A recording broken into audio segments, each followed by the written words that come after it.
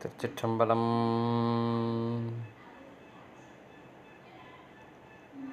அரகர நம பார்வதீபதையே. அரகர மகாதேவா. தென்னாடுடைய சிவனே போற்றி, எந்நாட்டவர்க்கும் இறைவா போற்றி. சிவனடியார்கள் திருக்கூட்ட அறக்கட்டளை பட்டுக்கோட்டை சார்பில் சிறப்பாக நடைபெற்று வருகின்ற கதை கதையாம் காரணமாம் என்ற இந்த நிகழ்ச்சியில் இந்த மாதம் எரித்த கதை, சிவபெருமான் 2 விஷயங்களை எரித்தார் என்று புராணங்களிலே வருகிறது. அந்த எரித்த கதையை நாம் பார்க்க இருக்கிறோம். முதலிலே முப்புறம் எரித்த கதை, அதற்கு பிறகு காமனை எரித்த கதை, காமதகனம் என்று சொல்லுவார்கள். அதில்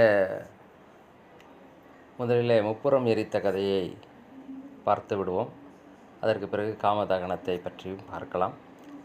முதலில் அந்த கதை, பிறகு அந்த கதையினுடைய கருத்து என்ன, அந்த கதைக்கான ஆதாரங்கள் நம்முடைய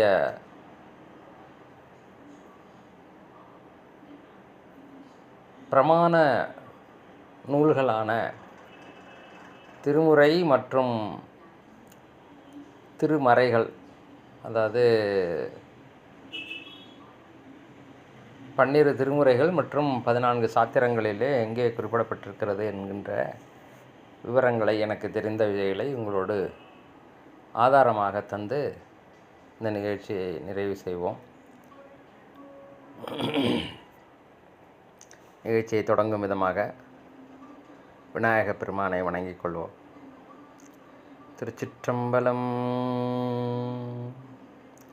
பிடியதன் உருவுமை கொளமிகு கரியது வடி கொடுத்தனதடி வழிபடும் அவரிடர் கடிகணபதி வர அருளினன் மிகு கொடை வடிவினர் பயில் வழிவலம் உரையிறையே.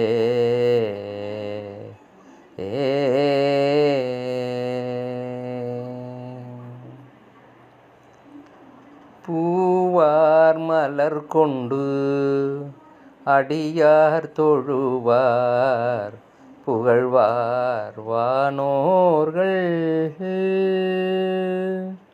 பூவார் மலர் கொண்டு அடியார் தொழுவார் புகழ்வார் வானோர்கள். மூவார் புறங்கள்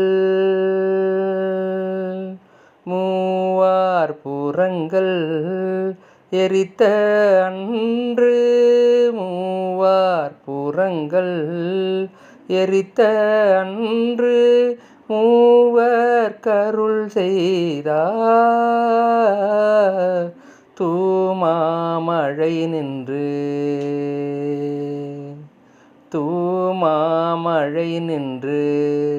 அதிர வெறுவி தொருவின் நிறையோடும் ஆமாம் பிணை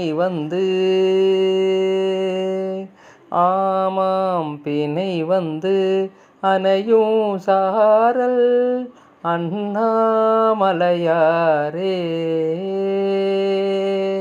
ஆமாம் பிணை வந்து அனையும் சாரல் அண்ணாமலையாரே.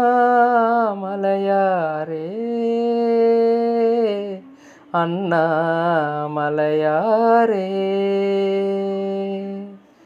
திருச்சிற்றம்பலம்.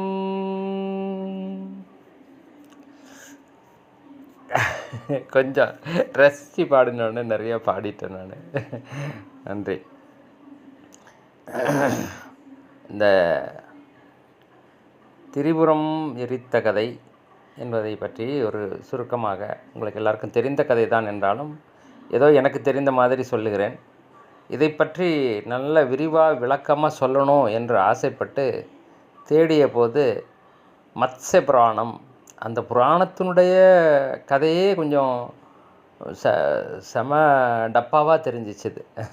எப்படி சொல்கிறது, அந்த புராணம் வந்து எப்படி வந்தது அப்படிங்கிறதுக்கு ஒரு கதை சொல்கிறாங்க இல்லையா, அந்த கதையே ரொம்ப டப்பாவாக தெரிஞ்சுது. அதனால் சரி, அதை எடுத்துக்கிறதுக்கு எனக்கு உடன்பாடு இல்லை. ஆனால் நிறைய விஷயங்கள் வருகிறது. அவங்க போட்டு இவங்க போட்டு இவங்க, அவங்க போட்டு இவங்க போட்டு குழப்பி ஏதோ சொல்கிறாங்க. அதனால் நிறைய ஒவ்வாத கருத்துக்கள் நிறைய இருக்கின்றன. நிறைய ஒவ்வாத கருத்துக்கள் இதுக்குள்ளார. இப்போ நீங்கள் விக்கிபீடியா அல்லது கூகுள் சர்ச்சில் வந்து தேடினீங்க அப்படின்னா, முப்புறம் எரித்த கதை அப்படின்னு தேடினீங்கன்னா சொல்லியிருக்காங்க. வதன்னு நிறையா சொல்லியிருக்காங்க. அதில் நிறைய விஷயங்கள் ஒவ்வாத விஷயங்கள் இருக்கின்றன. அதனால் எனக்கு எங்கள் ஐயா சிவகுமார் ஐயா எப்படி சொன்னாரோ, அது வந்து அந்த சைவ சமய சாராம்சத்தினுடைய ஒழுங்குமுறையிலிருந்து கொஞ்சமும் விலகாமல் நல்ல சரியாக ஏற்றுக்கொள்ளத்தக்க வகையிலே இருந்தது.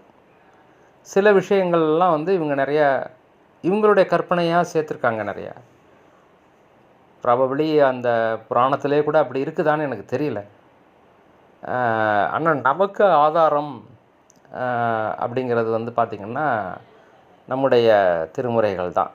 ஆகவே அந்த அடிப்படையில் நம்ம நிறைய பார்க்குறோம். எங்கள் ஐயா சிவகுமார் ஐயா மாதிரி நல்ல விவரம் தெரிஞ்சவங்க சொல்லக்கூடிய விஷயங்களை வைத்து பார்க்கின்ற போது அந்த உயர்வு சிறப்பு மேன்மையோடு நாம் புரிந்து கொண்டு அதை அனுபவிக்கக்கூடிய ஒரு வாய்ப்பானது நமக்கு கிடைக்கும். அதனால் நான் என்னால் முடிஞ்ச அளவுக்கு எனக்கு தெரிஞ்சதில் நல்லா அந்த உயர்ந்த விஷயங்களை மட்டுமே வைத்து நான் என்னுடைய இந்த கதையை எனக்கு தெரிந்த மாதிரி நான் சொல்லுகிறேன். ஆகவே தான் டிஸ்க்ளைமர். அதாவது என்னென்னா பொறுப்பு துறப்பு அப்படின்னு சொல்கிறாங்க. அதாவது இதில் நான் சொல்லக்கூடிய விஷயங்கள் அனைத்தும் நீங்கள் வேறு எதையாவது பார்த்துட்டு அதில் எல்லாம் அப்படி போட்டிருக்கேன் சார், நீங்கள் என்னென்ன இப்படி சொல்கிறீங்களே அப்படின்னு நீங்கள் கேட்கக்கூடாது.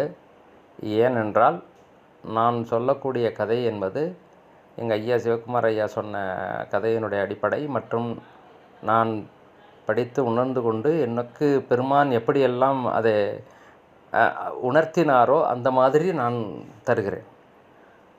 ஆகவே மற்றதெல்லாம் பார்க்கும்போது எனக்கு ரொம்ப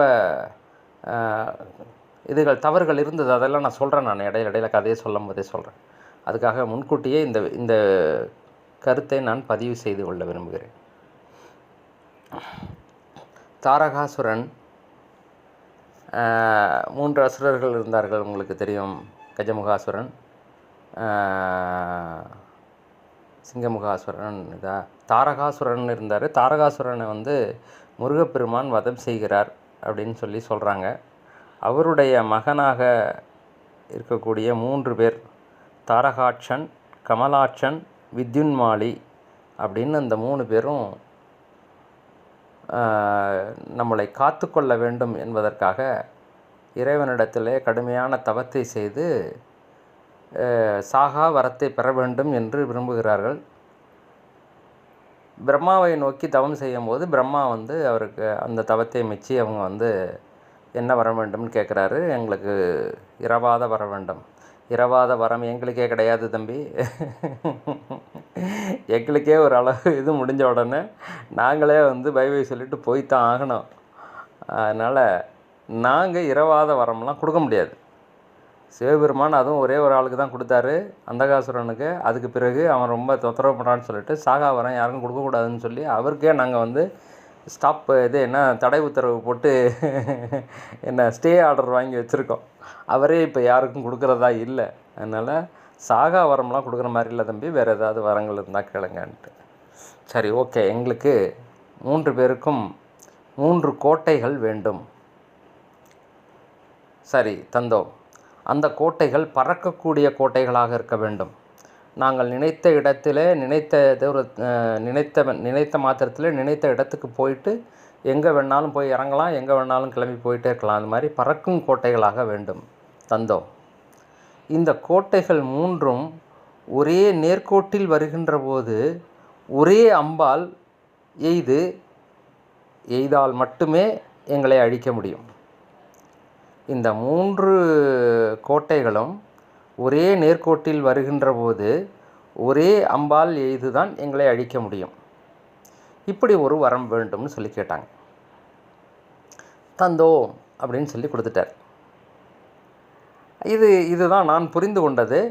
ஆனால் இவங்க என்ன சொல்கிறாங்கன்னா 1000 யுகங்களுக்கு பிறகு அந்த கோட்டைகள் நெருங்கி வர வேண்டும் அப்படின்னு ஒரு வரம் வாங்கிக்கிட்டதாகவும், அப்படி நெருங்கி வருகின்ற போது ஒரே நேர்கோட்டில் ஒரே அம்பால் 3ஐயும் எய்தால் எங்களை அழிக்கலாம் அப்படின்னு சொல்லி வரம் வாங்கிக்கிட்டதாக சொல்கிறாங்க. அதில் எந்த அளவுக்கு உண்மைகளும் அல்லது அர்த்தங்களும் இருக்கிறது என்று எனக்கு புரியவில்லை. ஆனால் இந்த மாதிரி இப்போ நான் சொன்னேன் இல்லையா, 3ம் ஒரே நேர்கோட்டில் பறக்கின்ற கோட்டை. நாங்கள் எங்கே வேணாலும் பறந்துக்கிட்டே இருப்போம். அப்படி பறந்துக்கிட்டு இருக்கும்போது நீங்கள் அம்பு வச்சு எய்யணும்னு நினச்சிங்கன்னா நாங்கள் நேர்கோட்டுக்கே வரமாட்டோம். அப்படி இப்படி இப்படி இப்படியுமா மாறி மாறி போய்கிட்டே இருப்போம். நீங்கள் நேர்கோட்டுக்கு வர்ற டைரெக்ஷனை பார்த்து, இந்த டைரெக்ஷன்லேருந்து பார்த்தோம்னா நேர்கோட்டில் இருக்கிறாங்கன்னு நீங்கள் அதை இது பண்ணி குறி வைக்கிறதுக்குள்ளே நாங்கள் பறந்து வேறு இடத்துக்கு போயிடுவோம். இது நல்லா இருந்தது. நான் ரொம்ப அனுபவித்தேன் அதை. அதனால் அந்த மாதிரியான வரத்தை பெற்றதாக அடியேன் உணர்ந்து கொண்டது. அதன்படி உங்களுக்கு கதையை சொல்லுகிறேன். இது எல்லா வரமும் தரப்பட்டது. அவர்கள் இரும்பு, வெள்ளி, தங்கம், அல்லது கரெக்டாக தெரியல, தங்கக்கோட்டை, வெள்ளிக்கோட்டை, இரும்பு கோட்டையோ தாமிர கோட்டையோ ஏதோ ஒன்று, ஒரு 3 கோட்டைகள். இந்த 3 கோட்டைகளாலும் அது 3ம் பறக்கின்ற கோட்டை. அப்படியே பறக்கும். பறந்து அவங்க எங்கே போய் நிற்கணும்னு நினைக்கிறாங்களோ அங்கே நிற்கும். இந்த படம் ரொம்ப நல்லா இருக்குது. 3 பறக்கின்ற கோட்டைகள். அவங்க எங்கே போய் லேண்ட் ஆகுறாங்களோ அங்கே போய் இறங்கும்போது கீழே இருக்கிற மக்கள் உயிர்கள் எல்லாமே அழிஞ்சு போகும். அது மாதிரி ஒரு 3 கோட்டைகளை வைத்துக்கொண்டு அவர்கள் எல்லாருக்கும் மிகுந்த துன்பத்தை கொடுக்கிறார்கள். தேவர்கள் எல்லாம் அவர்களை அழிப்பதற்காக முயற்சி செய்கிறார்கள். அவங்க இந்த பக்கம் அம்பு வச்சாங்கன்னா அவன் அப்படி போயிடுவான். உட்கார்றதே ஸ்ட்ரெயிட்டில் உட்கார மாட்டாங்க. முக்கோணமாக உட்காந்துருவாங்க, இல்லாட்டி ரவுண்டாக உட்காந்துருவாங்க. முக்கோணத்தில் உட்காந்துட்டாங்கன்னு வச்சுக்கோங்க, ஒரே அம்பில் 3ஐயும் அழிக்க முடியாது. இந்த அம்பு நேராக போனால் நேராக தானே போகும். போய் அப்புறம் அப்படி திரும்பி அப்புறம் அடிச்சுட்டு அப்புறம் அப்படி திரும்பி எல்லாம் அழிக்க முடியாதுல்ல. அது மாதிரி அவனுங்க உட்காந்துருவானுங்க. அதனால் ரொம்ப கடினமாக இருந்தது. யாராலையும் அழிக்க முடியல. அப்போது என்ன செய்கிறது அப்படின்னு சொல்லிட்டு, இவனுடைய அக்கிரமம் ரொம்ப ஜாஸ்தி ஆகிட்டுருக்கு அப்படின்னு சொல்லிட்டு சிவபெருமானிடத்தில் போய் முறையிட்டார்கள் அப்படின்னு ஒரு கதை இருக்குது. ஆனால் என்ன பண்ணியிருக்காங்க, சிவபெருமானை நாம் போருக்கு போக சொல்லுவோம் அப்படின்னு இவங்களே முடிவு பண்ணி இந்த உலகத்தை தேர் தட்டாகவும் சந்திர சூரியர்களை சக்கரமாகவும் மேலுலகத்தை அந்த இதனுடைய மேல் தட்டாகவும் போட்டு எல்லாம் ரெடி பண்ணி பெரிய இந்த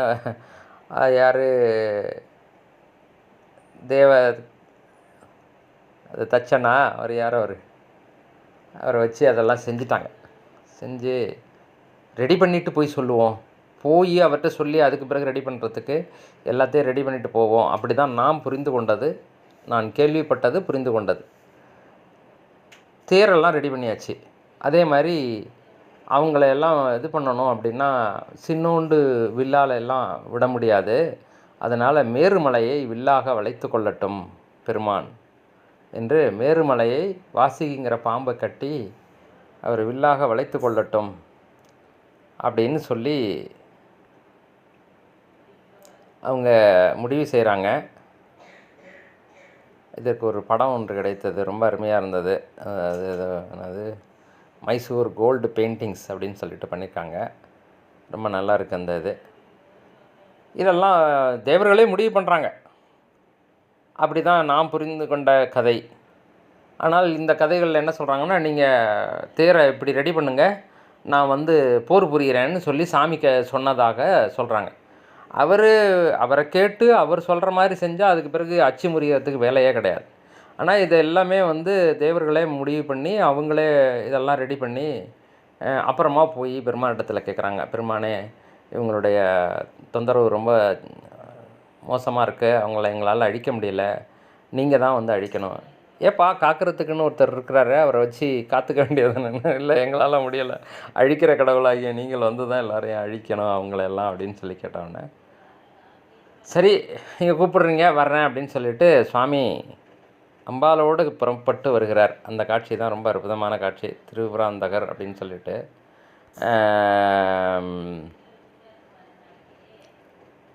நல்ல அழகான தோற்றம் அது. திரிபுராந்தகர் அப்படிங்கிற அந்த 25 மாகேஸ்வர முகூர்த்தங்களிலே அது ஒன்று. திரிபுராந்தகர் அப்படிங்கிற அந்த முகூர்த்தம். சக்தியோடு தான் வருவார் சுவாமி எப்போ வந்தாலுமே. அது மாதிரி இருக்கும். அதில் சுவாமி வராரு, வந்து பார்க்குறாரு, தேவர்களுடைய மனதிலே என்ன ஒரு நினைவு இருக்கிறது அப்படின்னா, நம்ம தான் பெருசாக அந்த தேரெல்லாம் ரெடி பண்ணி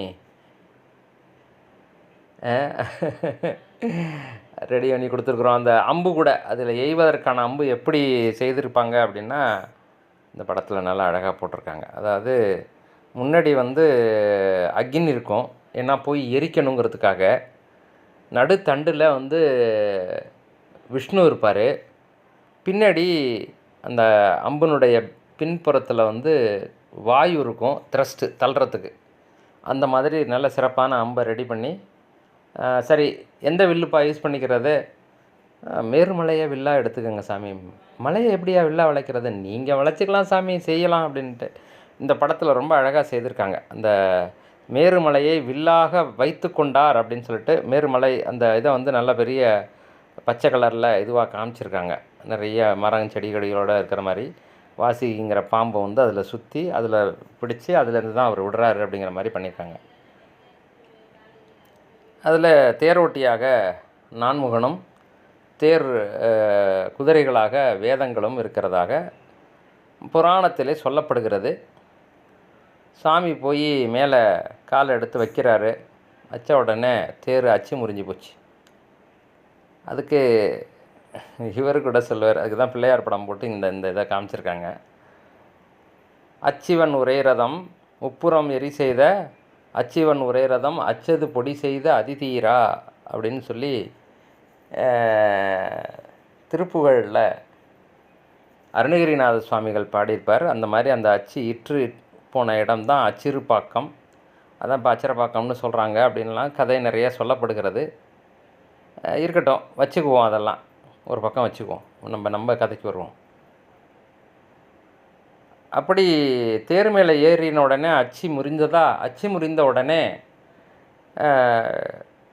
ஆகா தேர் போயிடுச்சுதே, இப்போ எப்படி போர் புரிகிறது அப்படின்ட்டு அவர் சொன்னாராம். தேர் தான் போயிடுச்சுது, ஆனால் போர் இன்னும் போகலை, போர் முடியலை.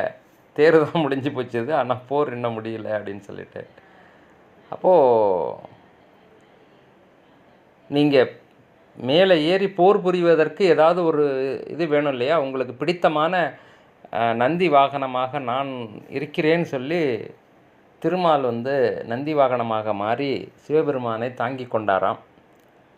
என் மேலே ஏறி நீங்கள் போர் புரிங்க அப்படின்னு சொல்லிட்டு சிவபெருமான் மேரு மலையை வில்லாகவும் வாசிகி என்கிற பாம்பை கயிறாகவும் கட்டி அதை அப்படி தூக்கி பிடிச்சார்ல, அது வரைக்கும் யார் வந்து என்ன பண்ணிடுறாங்க பார்க்கலான்னு சொல்லி பயம் இல்லாமல் சுற்றிக்கிட்டு இருந்த இந்த திரிபுராந்தகர்களுக்கு வந்து திரிபுராதிகள் அந்த 3 அசுரர்களுக்கும் பயம் வந்துருச்சுது. ஆகா மேருமலையையே வில்லா எடுத்துக்கிட்டார் ஐயா, நம்மளை அழிச்சிருவாரோ அப்படின்ட்டு. ஒன்று பண்ணுவோம், அவருடைய இதில் ஸ்ட்ரைட்டாக கிடைக்காத மாதிரி நம்ம அங்கேயும் இங்கேயும் சுற்றுவோன்னு சொல்லி சுற்றுறானுங்க, அலையிறானுங்க. பயம் வந்துருச்சு, பயத்தில் அங்கேயும் இங்கேயும் ஓடுறானுங்க. இவனுங்களுக்குள்ளே ஒரு கோரிலேஷன் இருந்து வரட்டும் பார்க்கலான்டான்னு சொல்லிட்டு அப்படி முக்கோணமாக உட்காந்துருந்தாங்கன்னா ஒரே அம்பால் விட்ட இவர் ஒரு அம்பு விட்டார்னாலும் அது அப்படி போய் இப்படி போய் அழிச்சிரும். அந்த பயம் வந்துருச்சு இவனுங்களுக்கு. மற்ற யாருடைய அம்பும் அப்படி போகாது. இப்போது ராமன் அம்பு விட்டாலும் அது நேராக தான் போகும், அது போய் வளைஞ்சி திரும்பி இப்படி வந்தாலும் அதை விடாது. இது ஒரு சிவபெருமான் இந்த மாதிரி ஏடாகுடமான வேலையெல்லாம் செய்துடுவாருன்னு பயந்துக்கிட்டு இவனுங்க என்ன பண்ணிட்டானுங்க, நேர்கோட்டிலே வராத மாதிரி நம்ம சுற்றுவோம்டான்னு சொல்லிட்டு ஆளுக்கு ஆளு பயந்து போய் ஆளுக்கு ஒரு டைரெக்ஷனில் சுற்றின உடனே என்ன ஆயிடுச்சுன்னா, அவர் பார்த்து இந்த இதுகள் கோட்டைகள் இது பண்ணுறத பார்த்துட்டு ஒரு சிரிப்பு சிரிக்கிறார். அந்த சிரிப்பிலிருந்து வந்த நெருப்பினால் அந்த 3 கோட்டைகளும் ஒரே நேர்கோட்டில் இப்படி பறந்துக்கிட்டு இருக்கும்போது ஏதோ ஒரு பொசிஷனில் இது பண்ணி அந்த சிரிப்பே நெருப்பாகி அந்த 3 கோட்டைகளையும் அழித்தது. அந்த 3 கோட்டையினுடைய சாம்பலும் ஒரே நேர்கோட்டில் விழுந்திருக்கு. அதுதான் அவர் நேர்கோட்டில் வச்சு அடிச்சிருக்கிறாரு அப்படிங்கிறதுக்கான ஆதாரம். இது இது எல்லா விஷயங்களும் பார்த்தீங்க அப்படின்னா நமக்கு வந்து இதில் ரொம்ப அழகாக இருக்குது. என்னது திருவாசகத்தில் ரொம்ப சிறப்பாக இருக்கிறது. அதை ஆதாரம் என்ற இதில் பார்க்கின்ற போது பார்க்கலாம். இதில் முக்கியமான ஒரு விஷயம் என்ன அப்படின்னா, இந்த 3 கோட்டைகளையும் எரித்து அந்த அசுரர்களை அழித்து தேவர்களை காத்தார். தேவர்களை மட்டுமல்ல எல்லாரையும் காத்தார் என்பது புராணம். ஆனால் இந்த அசுரர்களிலும் 3 பேர் என்ன பண்ணியிருக்காங்க அப்படின்னா, தொடர்ந்து சிவபூஜைகள் செய்து, அவங்களுடைய பெயர் என்ன சொல்கிறாங்கன்னா, சுதர்மன், சுசீலன், சுபுத்தி அப்படின்னு 3 பேர். அவங்க என்ன பண்ணுறாங்கன்னா, தொடர்ந்து சிவபூஜைகளை செய்து கொண்டு வந்தார்கள். ஆகவே அந்த முப்புராதிகளை அழித்து, அந்த கோட்டைகளை எல்லாம் அழித்து சாம்பலாக்கிய போது இந்த 3 பேரை மட்டும் தனியாக காப்பாற்றி கொண்டு வந்தார் என்பதும் வரலாறு. அது ரொம்ப முக்கியமான ஒரு பாயிண்ட்டு. ஏன்னா சிவபெருமானை என்றும் மறவாமல் நினைக்கின்றவர்கள் எப்படிப்பட்ட மோசமான சூழ்நிலையிலே போய் மாட்டிக்கொண்டாலும் அவர்களை தனியாக காப்பாற்றி பெருமான் கொண்டுட்டு வருவார் என்பதற்கு ஒரு அற்புதமான ஒரு ஆதாரம் அது.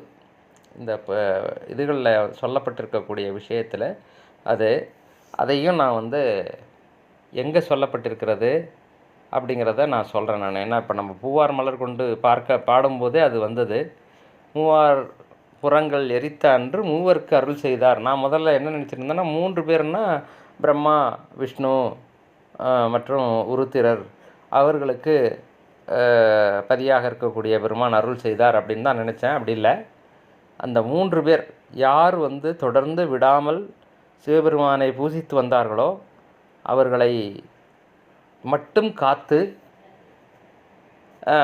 அவர்களில் 2 பேரை வந்து வாயிற்காவலர்களாகவும் துவாரபாலகர்களாகவும், அடுத்தது ஒருத்தரை வந்து அவர் நடனமாடும்போது குடமுழா அப்படிங்கிற அந்த கருவியை முழக்கச் செய்பவராகவும் வைத்து கொண்டார் என்று சுந்தரமூர்த்தி சுவாமிகள் இது சான்றே கொடுக்குறார். அதனால் அந்த பாடல்களும் நமக்கு ஆதாரமாக இருக்கின்றன. ஆகவே இதிலேருந்து என்ன தெரிகிறது என்றால், முப்புரங்கள் அழிந்தன, முப்புராதிகள் அழிந்து போனார்கள்.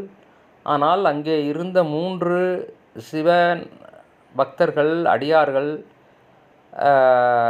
சிவபூசை செய்து கொண்டிருந்தவர்கள் 3 பேர் மட்டும் காப்பாற்றப்பட்டார்கள் என்பது ஒரு கருத்து. அதில் அதை வந்து இவர் ரொம்ப அற்புதமாக சொல்லுவார். என்னுடைய 3 ராக்கதர்கள் எரிபிழைத்து, என்னுடையன்னா நம்பர் எண்ணி 3 பேர், அந்த 3 பேர் மட்டும்தான் இதில் பொழைச்சாங்க, மற்ற எல்லாரும் அழிந்து போனார்கள் என்பது புராண கதை. ஆனால் என்ன சொல்கிறாங்க, நிறைய பேர் இதில் சொல்லும்போது என்ன சொல்கிறாங்கன்னா, இந்த தாரகாட்சன், கமலாட்சன், வித்யுன்மாலி இந்த 3 பேரையும் தான் சுவாமி வந்து சுசீலன், சுதர்மன், சுபுத்தின்னு பேரை மாற்றி தன்னுடைய வாய்க்காவலர்களாகவும் குடமுழா இது பண்ணவும் செய்து கொண்டார் அப்படின்னு சொல்கிறாங்க. அது மாதிரி எங்கள் ஐயா கதை சொல்லலை, நான் வேறு எங்கேயும் கேள்விப்பட்டதில்லை. ஏன் அதை நான் வந்து ஏற்றுக்கொள்ளலை அப்படின்னா, தவறாக இருந்த ஒருத்தன் தவறை செய்து அதிலிருந்து இது பண்ணி அவங்க கேட்டிருந்தாங்கன்னா அவங்களுக்கு ஏற்றுக்கொண்டு அவங்களுக்கு அருள் செய்வது இறைவனுடைய தன்மை தான், அதில் எந்த மாற்றமும் கிடையாது. இப்போது சூரபத்மன் வந்து எதிர்த்தான், முருகப்பெருமானை எதிர்த்தான். அப்புறம் அவருடைய இதுகளை புரிந்து கொண்டு கடைசியில் அவன் வேண்டா 2 கூறுகளாக பிரிந்த அந்த சூரபத்மனை மயிலாகவும் சேவலாகவும் மாற்றி கொடியிலும் வாகனமாகவும் வைத்து கொண்டார் என்பது கதை. ஆனால் இதில் அப்படி இல்லை. அந்த 3 அசுரர்களும் எதிர்ப்பான உணர்வோடு இருந்தார்கள். ஆகவே அவர்கள் அழிந்து போனார்கள். அங்கே இருந்து கொண்டு சிவபெருமானை வணங்கி சிவனடியார்களாகவும் சிவபக்தர்களாகவும் இருந்த அந்த 3 நல்ல அசுரர்கள்லேயும் நல்லவர்களாக இருந்தவர்களை மட்டும் அவர் எடுத்து கொண்டுட்டு வந்து என்னுடைய 3 ராக்கதர்கள் எரிவிடைத்து கண்ணுதல் எந்தை கடைத்தலை முன் நின்றதன் பின் அந்த 2 பேரை வந்து வாயில் காவலனாக துவாரபாலகராக வைத்ததற்கு பிறகு எண்ணிலி ராக்கதர்கள் எத்தனை பேர் எண்ணிலி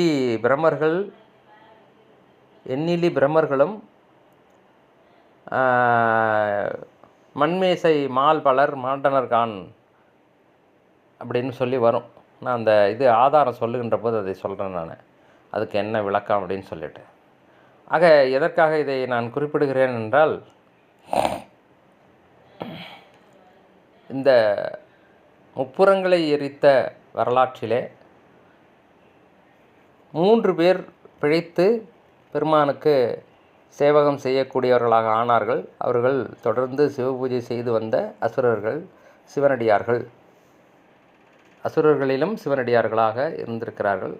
அவர்களையும் பெருமான் காத்து எல்லாவற்றையும் அழித்தாலும் அவர்களை மட்டும் அழியாமல் காத்து தன்னோடு சேர்த்து கொண்டார் என்கிற அந்த கருத்தும் இதில் பொதிந்திருக்கிறது என்பதை பதிவு செய்து கொண்டு அடுத்த பகுதியில் திருச்சிற்றம்பலம். முப்புரம் எரித்த வரலாறு, அதனுடைய விளக்கம், அதனுடைய கருத்து என்ன என்பதையும் அதனுடைய ஆதாரங்களையும் இப்போது பார்க்க இருக்கிறோம். கதை நமக்கு தெரியும்.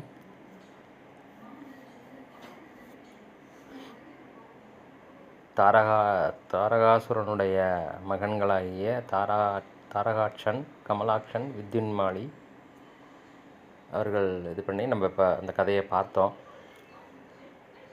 அது எதுக்காக நான் மறுபடியும் சொல்கிறேன் அப்படின்னா, அந்த முப்புரங்களை எரித்த போது எல்லோரும் அழிந்து போனார்கள், 3 தவிர. 3 பேர் மட்டும் அதிலிருந்து காப்பாற்றப்பட்டார்கள். அவர்களை காப்பாற்றி பெருமான் தன்னுடைய வாயிற்காவலராக 2 பேரையும் இதில் காட்டிலே ஆடுகின்ற போது அந்த ஆடுவதற்கு குடமுழா வாசிக்கிறதுக்கு ஒருத்தரையும் வச்சுக்கிட்டாரு அப்படின்னு சொல்லி சுந்தரமூர்த்தி சுவாமிகள் சொல்கிறாரு. அதெல்லாம் நம்ம பார்க்க போகிறோம். இப்போ நம்முடைய திருவாசகத்தில் திருவுந்தியாரில் ஒரு 4 பாடல், அந்த 4 பாடலில் முப்புரம் எரித்த வரலாறை ரொம்ப அற்புதமாக சொல்லியிருப்பார். இது ரொம்ப அனுபவிச்சேன் நான். அதை உங்களோடு பகிர்ந்து கொள்கிறேன். வளைந்தது வில்லு, விளைந்தது பூசல், உழைந்தன முப்புறம் உந்தீபர, ஒருங்குடன் வெந்தவாறு உந்தீபர. இதனுடைய பொருள் எனக்கு என்ன தோன்றுகிறது என்றால், அவர் எதை வில்லா வளைத்தார்? மேருமலையை வில்லாக வளைத்தார். யாராலையும் அது மாதிரி செய்ய முடியாது. ஆனால் அவர் மேருமலையே வில்லாக வைத்து கொண்டார். பார்த்தானுங்க அதுக்கு முன்னாடி வரைக்கும் எவன் என்ன அழிச்சிட போகிறாங்க நம்மளை அப்படின்னு ஒரு தைரியமாக இருந்தவனுங்க. சிவபெருமான் மேருமலையை வில்லா வளைச்சிக்கிட்டாரு, வாசிக்கிங்கிற பாம்பை கயிறாக கட்டிக்கிட்டாருன்னு உடனேயே பயம் வந்துருச்சு. ஆஹா, மேருமலையே வில்லா வளைச்சிட்டாரே, அவர் அழிச்சிருவாரோ, அவர் கையில் சிக்க விடாதரா, எப்படியாவது அந்த பக்கம் இந்த பக்கம் இந்த பக்கமாக ஓடி. அதான் உழைந்தன முப்புறம், விளைந்தது பூசல். ஒரே பயம் வந்துருச்சுது எல்லாருக்கும். என்ன சொல்கிறது, அப்படியே கலக்கம். ஒரு ஆஹா, மேருமலையே எடுத்துட்டாராண்டான்னு ஒரு பெருசாக பேசிக்குவாங்கள்ல, தெரியுமா செய்தி? அவர் அந்த மேருமலையே வில்லாக எடுத்துட்டாராம்மா, ஆமாப்பு அப்படிங்கிற மாதிரி எல்லோரும் ஒரே பூசல். அது சம்மந்தமாக நிறைய பேசுகிறாங்க.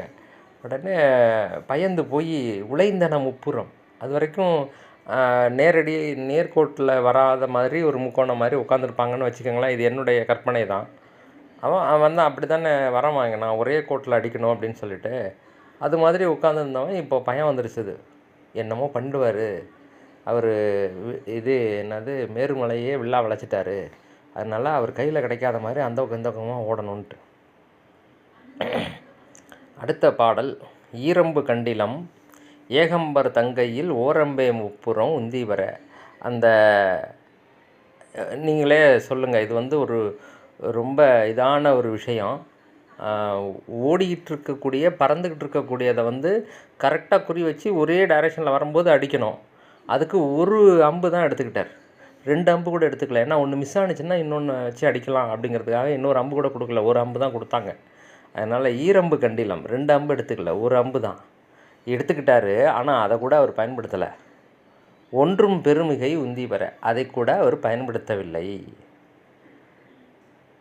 அடுத்தது தச்சு விடுத்தலும் தாமடி இட்டலும் அச்சு முறிந்ததென்று உந்தி வர. இவங்க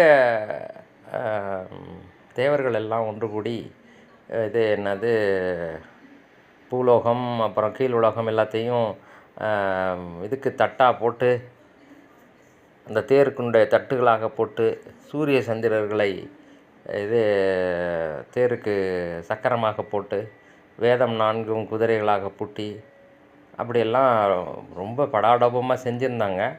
இவர் மேலே ஏறி காலை வச்சார் சிவபெருமான், அச்சு முறிந்தது. அவ்வளோதான். அதெல்லாம் அவருக்கு ஒரு பெரிய விஷயம் கிடையாது. அதாவது இவங்க செய்ததுனால தான் வந்து அவர் போய் வெற்றி பெற்றாருன்னு நாளைக்கு பேசிக்குவாங்க. அப்படிங்கிற அந்த உணர்வு இருந்ததுனால அச்சு முறிந்தது, அதுதான் உண்மையான பொருள். நிறைய பேர் என்ன சொல்கிறாங்கன்னா, இது என்னது விநாயகரை வணங்கவில்லை அப்படின்னு சொல்லி சொல்கிறாங்க. அது உட்பொருள், மறைந்திருக்கக்கூடிய உட்பொருள். அதனுடைய விஷயத்தை வெளியில் கொண்டுட்டு வந்தோம்னா என்னென்னா, மூலப்பொருளாக இருக்கக்கூடிய சிவபெருமானை மனதில் நினைத்து, பெருமானே இது உன்னை நினைந்து செய்கிறோம், இது நல்ல விதமாக அமைய வேண்டும் அப்படிங்கிற உணர்வில் செய்யாமல், இதை நான் செய்கிறேன், இது மாதிரி செஞ்சதுனால தான் சிவபெருமான் இதில் போய் போரிட்டதுனால தான் வெற்றி பெறுவார் அப்படின்னு நாளைக்கு சொல்லிக்கலான்ற ஒரு உணர்வோடு தன்னை முன்னிறுத்தி செஞ்சிட்டாங்க. இறைவனை முன்னிறுத்தாமல் தன்னை முன்னிறுத்தி செய்தார்கள். ஆகவே அச்சு முறிந்தது, அதுதான் அதனுடைய உட்பொருள். அடியேனுக்கு புரிந்தது, அடியேன் சிற்றறிவு கேட்டது. ஆனாலும் அச்சு முறிந்தாலும் அந்த இது வந்து முப்புறங்கள் அழிந்தது. எப்படி அழிந்தது அப்படின்னா, அவர் ஒரு சிரிப்பால் எரித்தார் அப்படிங்கிறது கதையில் உள்ளது. அடுத்தது 4வது பாடல். உய்ய வல்லார் ஒரு மூவரை காவல் கொண்டு எய்ய வல்லானுக்கே உந்தி வர இளமுலை பங்கனென்று உந்தி வர.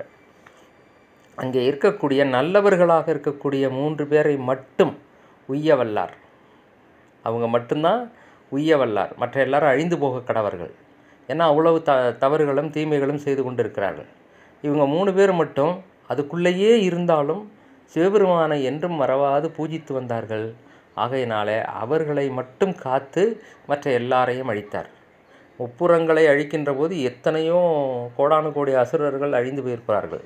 ஆனால் அந்த 3 பேரை மட்டும் குறிப்பாக வைத்து அவரை காத்து மற்ற எல்லாரையும் அழித்தார் என்கிற அந்த கருத்தை அருமையாக இங்கே பதிவு செய்கிறார். அதே மாதிரி திருத்தோள் நோக்கம்,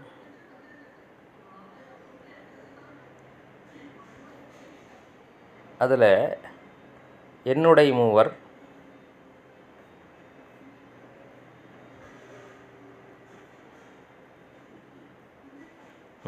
என்னுடைய மூவர் இராக்கதர்கள் எரிபிடைத்து கண்ணுதல் எந்தை கடைத்தலை முன் நின்றதன்பின் எண்ணிலி இந்திரர் எத்தனையோ பிரமர்களும் மண்மிசை மால் வளர் மாண்டனர்கான் தோல் நோக்கம்.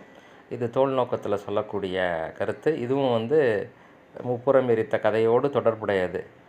என்னுடைய மூவர்னால் எண்ணி 3 பேர், 3 பேர் அப்படின்னு அர்த்தம். 3 பேர், மற்ற எல்லோரும் அழிஞ்சிட்டாங்க. இந்த 3 பேரை மட்டும் அந்த ராட்சதர்கள் நல்லவர்களாக இருந்ததுனால அவர்களை அதிலிருந்து காத்து கொண்டு வந்து கண்ணுதல் எந்தை கடைத்தலை முன் நின்றதன் பெண், அதாவது அதில் 2 பேரை வந்து தன்னுடைய வாயிற்காவலனாக அவர் நிறுத்தியதற்கு பிறகு எண்ணிலி இந்திரர் எத்தனையோ பிரமர்களும் மண்மிசை மால் பலர் மாண்டனர்கான் தோல் நோக்கம். இதனுடைய உட்பொருள் என்ன அப்படின்னு பார்த்தோம் அப்படின்னா, யார் சிவபெருமானை எந்த ஒரு சூழ்நிலையிலும் மாறாது இது வணங்கி வருகிறார்களோ அவர்களுக்கு சிவபதத்தை அருள்வார். அவர்களுக்கு என்றும் அழிவு கிடையாது. இவங்களை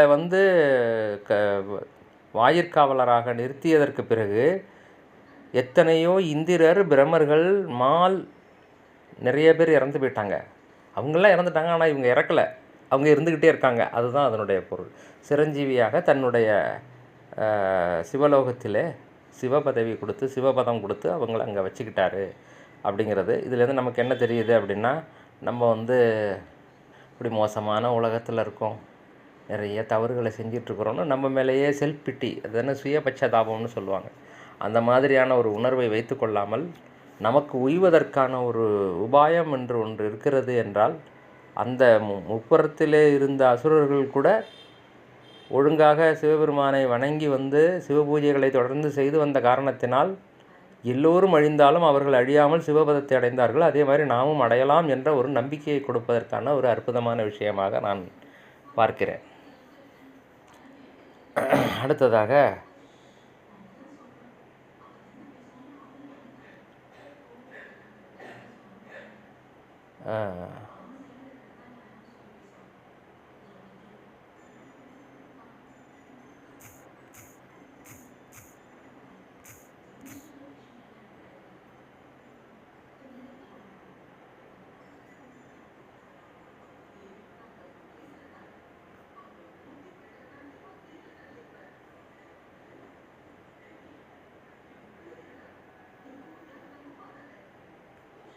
கடைத்தலை இல்லையா, இந்த மூவரில்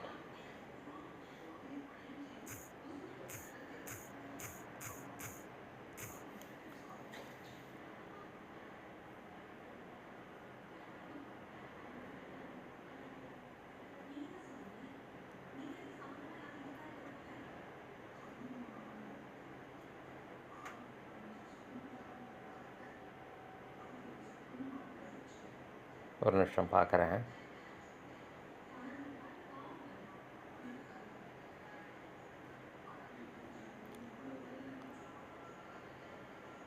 முப்புறத்தில் தீவிடம் நீங்க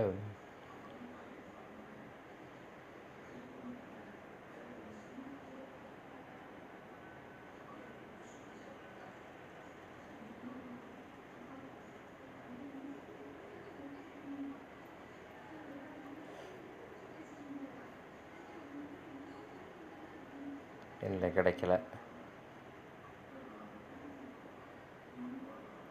சரி, இவருடைய பாடல் எனக்கு கிடைக்கல, நான் பார்த்து அதை எடுத்து தரேன். அடுத்து திருமந்திரத்தில்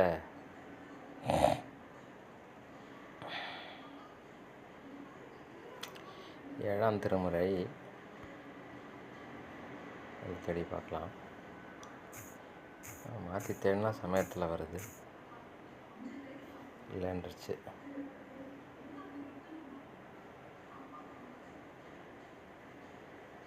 சரி, திருமந்திரத்துக்கு போடுவோம்.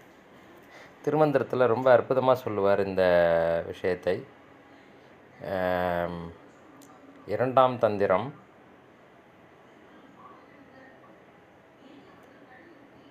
முழுக்க முழுக்க அது புராண மாற்று தந்திரம் என்று சொல்லுவார்கள். பதிவழியில் வீரட்டம் 8, அதில் திருக்குறுக்கை வீரட்டத்தை பற்றி சொல்லுகின்ற போது, அப்பனி செஞ்சடை ஆதி புராதனன் முப்புறம் செற்றனன் என்பர்கள் மூடர்கள் முப்புறமாவது மும்மல காரியம் அப்புறம் எய்தமை ஆறறிவாரே. ரொம்ப அருமையான ஒரு பாடல். அது என்ன சொல்கிறது, இந்த பாடலெல்லாம் கேட்கின்ற போது இப்போ எல்லாம் நிறையா பேர் சொல்லிகிட்டு இருக்கிறாங்க, நாங்கள்லாம் என்னது பெரிய என்னது ஆறாவது அறிவு பகுத்தறிவு உடையவர்கள், பகுத்தறிவுவாதிகள்னு சொல்லிட்டு. இவர் தான் உண்மையான பகுத்தறிவுவாதி, திருமூல தேவநாயனார் தான். அப்போவே சொன்னார், எல்லோரும் சொல்கிறாங்க, அதை அப்படியே கதையாக கேட்டுக்கிட்டு இருக்காதீங்க. உண்மையிலேயே இந்த கதையாம் காரணமாம் நிகழ்ச்சி வருவதற்கு மிகவும் அடிப்படையான ஒரு விதையாக இருந்த ஒரு திருமந்திரம் என்றால் இதுதான். இப்படி கதைகளை கேட்டுக்கிட்டு சாமி வந்தார், முப்புறங்களை எல்லாம் எரித்தார், சரி எரிச்சிட்டு போகிறாரு, அதனால் எனக்கு என்ன பயன், அதான் எரிச்சிட்டார்ல, முடிஞ்சு போச்சுல்ல. ஏன் அப்படி திங்க் பண்ணலை நம்ம? அப்போ அதில் ஏதோ ஒரு விஷயம் சொல்லப்படுகிறது. அது என்ன என்ன காரணம், எதற்காக அதை சொன்னாங்க, அதனால் எனக்கு என்ன நன்மை? அப்போது ஒரு காக்கா கதை கேட்குறதோ அல்லது ஒரு இவங்க கதை கேட்குறதோ, ராமாயணமோ மகாபாரதமோ கேட்குறதுனால எனக்கு என்ன பயன்னா, அதிலிருந்து நான் எடுத்துக்கொள்ள வேண்டும் என்னுடைய வாழ்க்கைக்கு தேவையான விஷயங்களை. அதுக்காகத்தான் கதையே சொல்லப்படுகிறது. அந்த அந்த விஷயத்தை வெளிப்படுத்துவதற்காகத்தான் கதை கதையாம் காரணமாம்னு சொல்லி இந்த நிகழ்ச்சியை நம்ம தொடங்கி நடத்திட்டுருக்குறோம். உண்மையிலே சொல்லப்போனால் இந்த இந்த குறிப்பாக இந்த திருமந்திரம்தான் இந்த நிகழ்ச்சியினுடைய அடிப்படை வித்தாக அமைந்த ஒரு திருமந்திரம். அப்பனை செஞ்சடை. அப்பு என்றால் நீர். நீரை சடையிலே அணைந்திருக்கக்கூடிய பெருமான், கங்கையை தலையிலே சூடியிருக்கக்கூடிய பெருமான் ஆதி புராதனன். முப்புறம் செற்றனன் என்பர்கள் மூடர்கள். முப்புறத்தை எரிச்சிட்டாருன்னு சொல்லுவாங்க. முப்புறம்னா என்ன தெரியுமில்ல? இந்த மும்மலங்களை சொல்கிறது. இந்த மும்மலங்களை வேறு யாராலும் எரிக்க முடியாது, அழிக்க முடியாது. அவைகள் எல்லாம் ஒரே நேர்கோட்டில் வரணும். வரும்போது சாமி பார்த்து தன்னுடைய சிரிப்பாலே எரித்திடுவார். மற்றவங்களாம் எவ்வளவோ கஷ்டப்பட்டும் அதை அவங்களால எரிக்க முடியாது. இதுதான் அந்த கதையினுடைய கருத்து. ஆகவே நாம் என்ன புரிந்து கொள்ள வேண்டும், அல்லது இந்த கதையின் மூலமாக நாம் புரிந்து கொண்டு நம் வாழ்க்கையிலே கொண்டு வர வேண்டிய விஷயம் என்ன என்று பார்த்தால், சிவபெருமானிடம் நாம் வேண்டுகோளை வைக்க வேண்டும். பெருமானே, முப்புறம் எரித்தீர்கள் என்று புராணம் சொல்லுகிறது. அதனுடைய உண்மை பொருளாக திருமூல தேவநாயனார் அது மும்மலங்களை சுட்டெரித்தவன் என்று சொல்லுகிறது. நீதான் மும்மலங்களை சுட்டெரிக்க வல்லவன் என்பதை நான் உணர்ந்து கொண்டேன். ஆகவே என்னுடைய மும்மலங்களை நீயே எரித்து என்னை ஆட்கொள்ள வேண்டும் என்று பெருமானுடைய திருவடியிலே நாம் சரணடைய வேண்டும் என்பதை குறிப்பது தான் இந்த கதையினுடைய உண்மையான கருத்து என்பதை நான் அழுத்தமாக ஆழமாக பதிவு செய்து கொள்ள விரும்புகிறேன். ஆகவே முப்புறம் எரித்த வரலாறு என்றால் என்ன என்றால், நம்ம சைவ சித்தாந்தம் எல்லோரும் படிக்கிறீங்க, இல்லைனாலும் அது நம்ம தனியாக பேசுவோம். ஒரு சின்ன இதுக்காக சொல்கிறேன். நான் இந்த உலகத்திலே நாம் பிறப்பெடுத்ததற்கு காரணம் ஆணவ மலம். அந்த மலத்தை நீக்குவதற்காக 2 விஷயங்களை தருகிறார். கண்மம், மாயைன்னு 2 கொடுக்குறாரு சுவாமி. கண்மம் இருக்குது, அது மூல கண்மமாக இருக்குது. அது செயல்பாட்டுக்கு வந்ததுக்கு பிறகு அந்த அறியாமையோடு சேர்ந்து குளறி அது 3 விதமான கண்மங்களாக மாறி அதுவும் இது மலமாயிடுது. மாயை தான் சாமி கொடுத்தது. இதை வச்சுக்கிட்டு ஏதாவது பண்ணி அது என்ன ஏதுன்னு தெரிஞ்சுக்கிட்டு ஞான அறிவு விளக்கம் பெற்று ஞான தெளிவு பெற்று என்னை வந்து சேர் அப்படின்னு சொல்லி தான் இந்த உலகத்தை படைத்து பெருமான் கொடுத்துருக்கிறார். அதில் நமக்கு இந்த விஷயங்களை, இந்த ஆணவம், கண்மம், மாயை என்கிற 3 மலங்களையும் நீக்க வல்லவன் சிவபெருமான் ஒருவனே என்பதை உணர்த்துவதற்காக நம்முடைய முன்னோர்கள் சொன்ன அருமையான கதை தான் இந்த முப்புறம் எரித்த கதை என்று அதனுடைய கருத்தாக அடியேன் சிற்றறிவுக்கு எட்டியதை இங்கே பதிவு செய்து அதற்கான ஆதாரங்களையும் கொடுத்துருக்குறோம். நான் அந்த இதை மட்டும் அப்புறமா நான் எடுத்து போடுறேன். நான் தேடி பார்த்துட்டேன், எனக்கு கிடைக்கல. இந்த குடமுழா முழக்க செய்கிறாரு அப்படின்னு சொல்லிட்டு வரும். உய்ந்த என்னது முப்புறம் செற்ற நான்று உய்ந்த மூவரில் இருவர்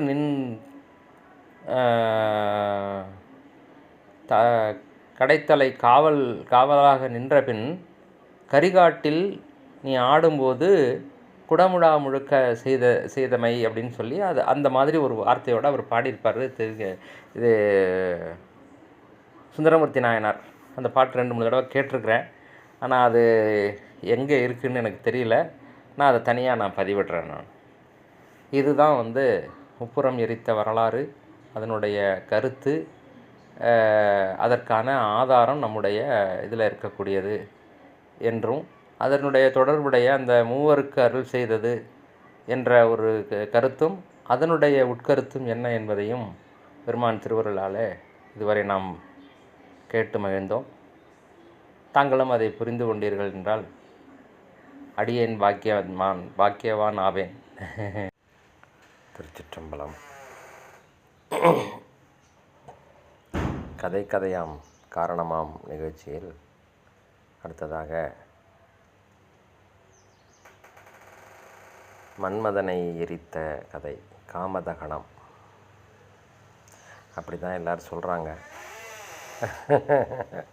ஆனால் எங்கள் ஐயா தான் அதனுடைய உள்ளார்ந்த அந்த பொருளை மிக சிறப்பாக சொன்னார். அதையே என்னால் முடிந்த அளவு உங்களுக்கு நானும் பகிர்ந்து கொள்கிறேன்.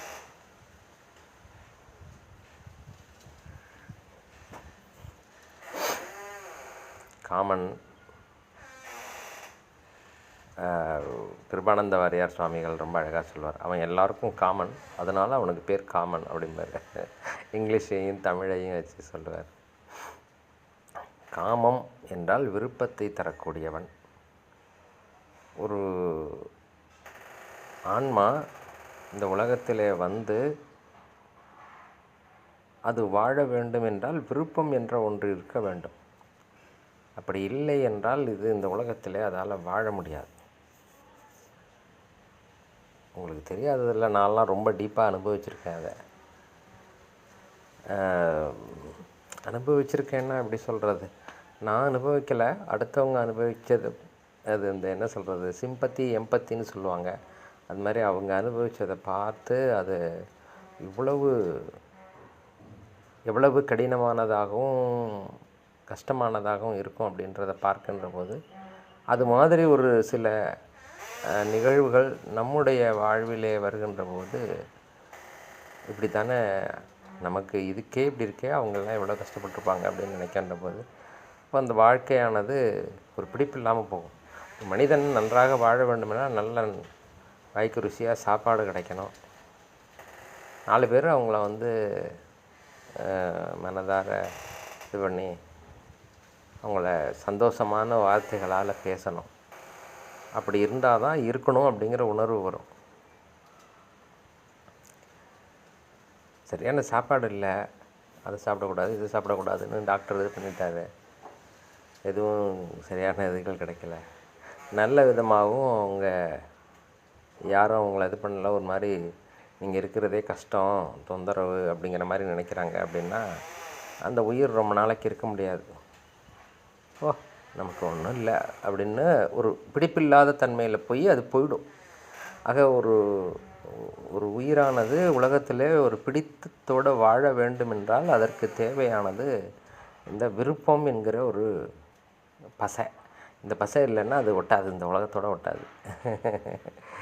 அதை கொடுப்பதற்காக தான் இந்த மன்மதனை சிவபெருமான் உயிர்களுக்கு விருப்பத்தை வழங்கி கொண்டிருக்க வேண்டும் என்பதற்காக படைத்தார்.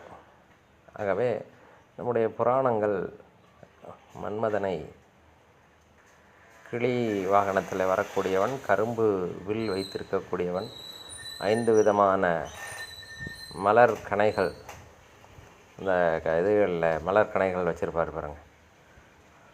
நிறைய விஷயங்கள் இருக்குது, நம்ம ரொம்ப டீப்பாக அதில் போய் பார்க்க வேண்டியதில்லை. ஒரு அடிப்படையாக மட்டும் நமக்கு தேவையானதை பார்த்துட்டு நம்மளுடைய கதையை நம்ம இது பண்ணிக்கிறோம். அழகிலே சிறந்தவன், அவனுக்கு இணையான அழகாக இருக்கிறவங்க வேறு யாரும் கிடையாது அப்படின்னு சொல்லுவாங்க. அப்படி சொல்லுகின்ற போது நமக்கு ஒரு சந்தேகம் வரும், அப்போ சாமியை விட அழகாக இருப்பானா அப்படின்ட்டு. இல்லை, சாமி அளவுக்கு அழகாக இருப்பான் அப்படி சொல்லலாமா? இது நாம் சொல்லலை, இவர் சொல்லுவார். ஒப்புடை ஒருவனை உருவழிய அப்படியே அழலென விழித்தவனே, இதுவோ எம்மை ஆளுமாறு ஈவதொன்று எமக்கு இல்லையேல் அதுவோ உமது இன்னருள் ஆவடுதுறை அரணே அப்படின்னு அந்த பாட்டில் ஒரு பாடலில் சொல்லுவார். ஏன்னா இறைவனுக்கு ஒப்பாக யாரையும் சொல்ல முடியாது, இருந்தாலும் ஒப்புடை ஒருவனை அப்படின்னு சொல்கிறாரு. அது என்ன அர்த்தம் அப்படின்னா, அழகில் மிகவும் சிறந்தவன், சிவபெருமானை போல நல்ல அழகாக இருக்கக்கூடியவன். அந்த ஒரு விஷயத்தில் வேறு எல்லாத்தையும் வச்சு முழுமையாக சிவபெருமானுக்கு இணையானவன்னு சொல்லிட முடியாது அப்படின்னு நான் கருதுகிறேன். எனக்கு தெரியல, எனக்கு தோன்றினதை நான் சொல்கிறேன். அவனுடைய மனைவி ரதி தேவி, அவளும் அழகிலே சிறந்தவள். மன்மதன், ரதி என்றால் அழகிலே சிறந்த கணவன் மனைவி. ஓகே, அவங்கள பற்றி ஓரளவு சொல்லிட்டேன் நான். இப்போது என்ன நடந்தது, அதுக்கான இதுகளை தேடினா சரியான படங்களே கிடைக்கல எனக்கு. அதாவது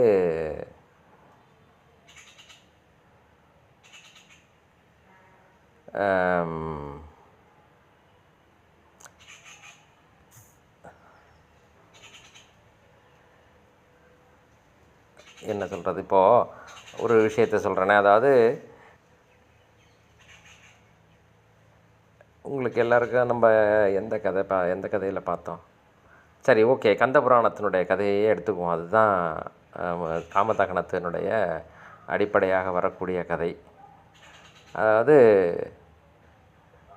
மாயை, சுரசை என்கிற மாயை தன்னுடைய மாயையினாலே காஷ்யப முனிவரை மயக்கி அவர் மூலமாக 3 ஆண் குழந்தைகள், ஒரு பெண் குழந்தைகளை பெற்றுக்கொள்கிறார். அந்த குழந்தைகள் எல்லாம் காஷ்யப முனிவருடைய அறிவுரையை பெற்று தவம் செய்து மிகுந்த தவ வலிமை உடைய அசுரர்களாகி தேவர்களை துன்புறுத்தி அவர்களை கொடும் சிறையில் அடைத்து வருத்தி வருகின்ற நேரத்தில்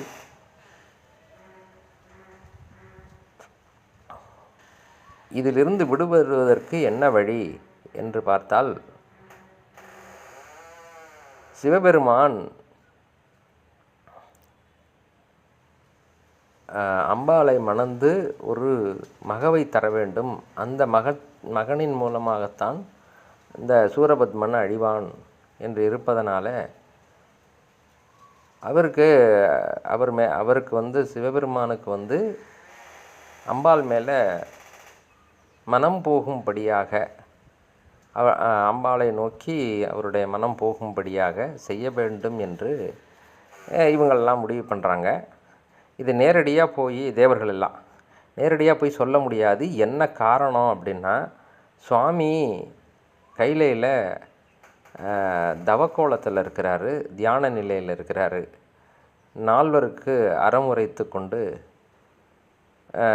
சின்முத்திரையை வைத்து கொண்டு அழகாக அமர்ந்திருக்கிறார். நான் அந்த மாதிரி ஃபோட்டோ தான் இருக்குன்னு பார்த்தேன், அது கிடைக்கல. அது ரொம்ப யோக வடிவம்னு பேர். அது கோபம் வராது, அதனால் அதை காட்டலை என்னன்னு தெரியல. ஆனால் அங்கே தான் தோன்றுகிறது, அங்கே தான் காமதகனங்கிறது நடக்கிறது. ஆமாம், எப்படி போட்டு காமிச்சிருக்காங்க படம். அவர் என்ன பண்ணுறாரு அப்படின்னா, சிவபெருமான் அங்கே கைலையிலே 4 அறம் உரைப்பதற்காக தட்சிணாமூர்த்தியாக அமர்ந்து செய்கின்ற போது ரொம்ப தெளிவாக நம்முடைய கந்தபுராணத்திலே குறிப்பிடப்பட்டுள்ளது. நந்தியம்பெருமானை அழைத்து ஐங்கனை வேள் அவர் ஒருவர் அன்றி வேறு யார் வந்தாலும் உள்ளர விடாதேன்னு சொல்லிட்டு போகிறார். அப்படின்னா என்ன அர்த்தம்? இவருக்கு தெரியும், இவர் வருவார், இவர் ஏதோ பண்ண போகிறாரு அப்படிங்கிறதெல்லாம் சிவபெருமானுக்கு தெரியும். தெரியாமலாம் கிடையாது, அவருக்கு தெரியாமல் என்ன நடக்கும் அதுவும் ஒரு விஷயம். இருந்தாலும் நந்தியம்பெருமான்கிட்ட மன்மதன் வந்தால் மட்டும் உள்ளர விடு, மற்ற வேறு யார் வந்தாலும் உள்ளர விடாதேன்னு சொல்லிட்டு போய் தான் உட்காந்து அவர் சொல்லிகிட்ருக்கிறார் எல்லாருக்கும். அந்த 4 இந்த சின்முத்திரையை காட்டி தட்சிணாமூர்த்தியாக அமர்ந்து இந்த நான்மறையின் உட்பொருளை அவர்களுக்கு சொல்லிக் கொடுத்து யோக நிலையிலே அமர்ந்திருக்கிறார். அதே மாதிரி அம்பிகையும் அவரை நினைத்து பர்வதராஜனுடைய மகளாக பிறந்து மலையிலே அம்பாலும் தவம் செய்து கொண்டிருக்கிறார்.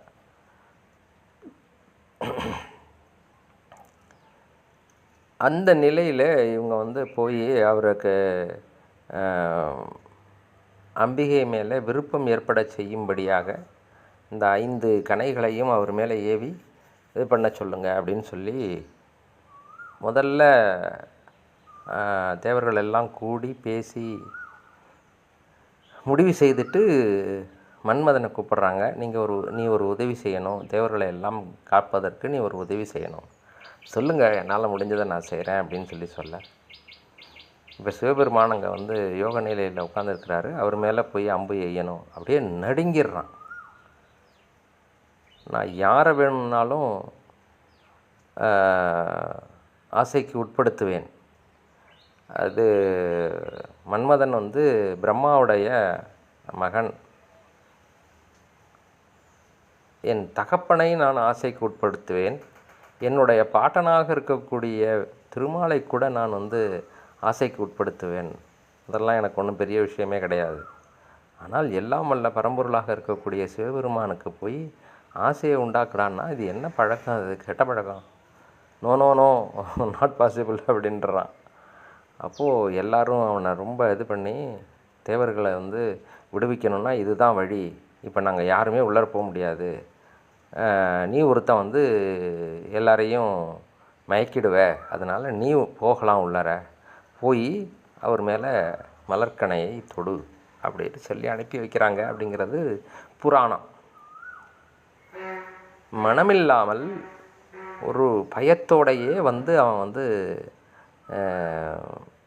அவர் மேலே ஐங்கனை மலரம்பை விடுகிறான். சிவபெருமான் மேலே மன்மதன் ஐங்கனை மலரம்பையும் விடுறான். 5 மலரம்பு மலர்களையும் சேர்த்து போடுறான், நல்லா வேலை செய்யட்டும் அப்படின்னுட்டு. அப்படி கோபமாக அப்படி என் மேலையாடா போட்டேங்கிற மாதிரி அப்படி திரும்பி பார்க்குறாருல, அந்த நெற்றிக்கண்ணை திறந்த உடனே ஏற்பட்ட தீப்பொறினால் அவன் அப்படியே எரிஞ்சு சாம்பல் ஆகிடுறான். இதில் ஒரு விஷயம் என்னென்னா, அவர் எரித்தார் என்பதற்கும் எரிந்து சாம்பலாகி போனான் என்பதற்கும் வித்தியாசம் இருக்குது. ரெண்டும் ஒன்று தானே, பார்க்குறதுக்கு அப்படி தான் தெரியும். ஆனால் ரெண்டுக்கும் டிஃப்ரென்ஸ் இருக்குது.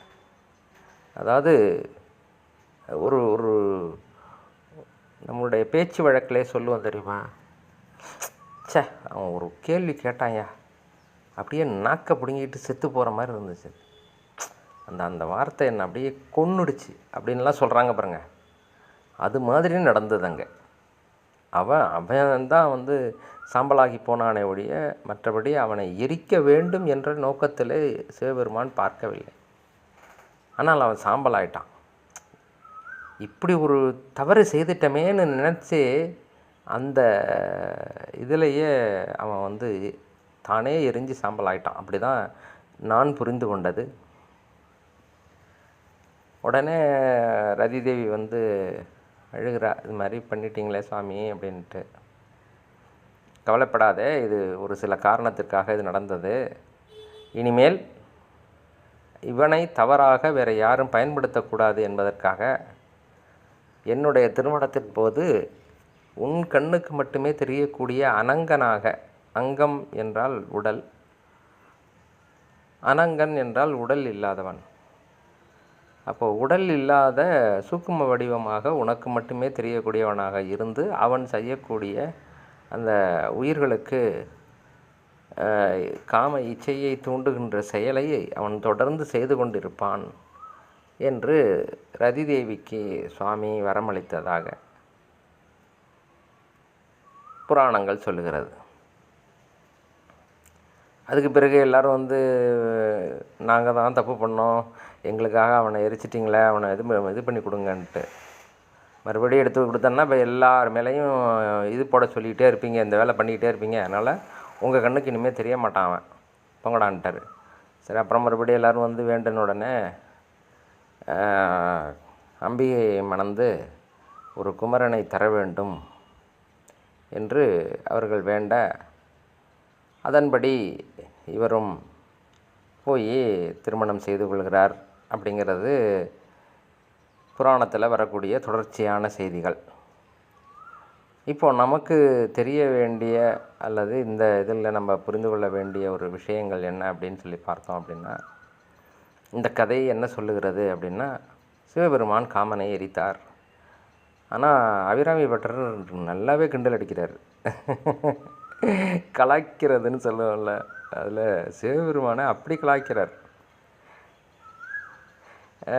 இதில் திருச்சாழலில் இந்த கேள்வி ஒன்று கேட்கப்படுகிறது. அவர் வந்து